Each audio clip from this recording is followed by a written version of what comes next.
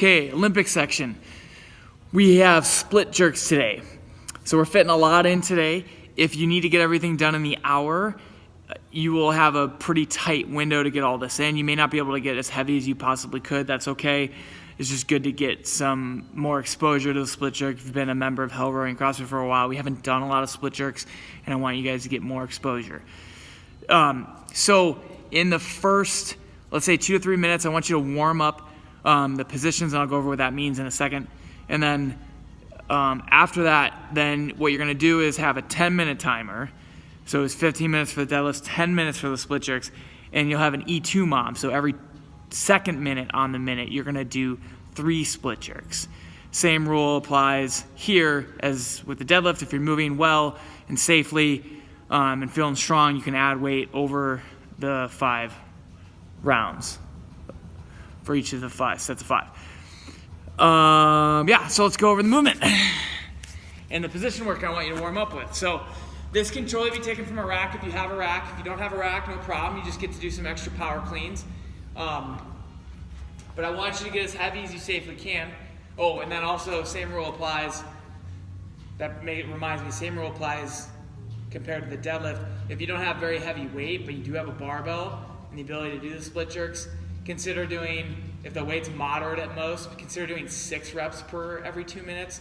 And if the weight's super light, consider doing 9 reps every 2 minutes and just really work on consistently hitting good positions over those 9 reps. Okay? So practice with a PVC or empty bar like it's really heavy weight. So you get underneath, get into that front rack position, step up, back up, get your feet hip width apart just like the deadlift. That's our jumping position. So hip width, not here. A lot of you think your hips are wider than they really are. Really, I'm not talking about the widest part of your hip. I'm talking about where that bone actually sits. So make sure your hip width, feet straight ahead.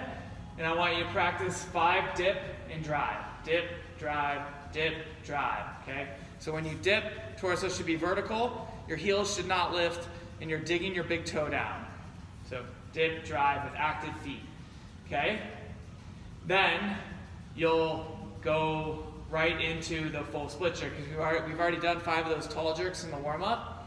So you'll dip and then drive and push yourself underneath that PVC. Now you can see my back knees bent, front foot back, back foot forward. 4 more of the full movement, really pretending like this is a lot of weight and driving yourself underneath. Like that. Rather than, so that time you can see I didn't drive underneath, I didn't split very far, my back's in a bad position. So really drive yourself down on those 5 practice reps. So 5 reps of just dipping and driving with active feet and heels down, and then 5 split jerks with an empty bar.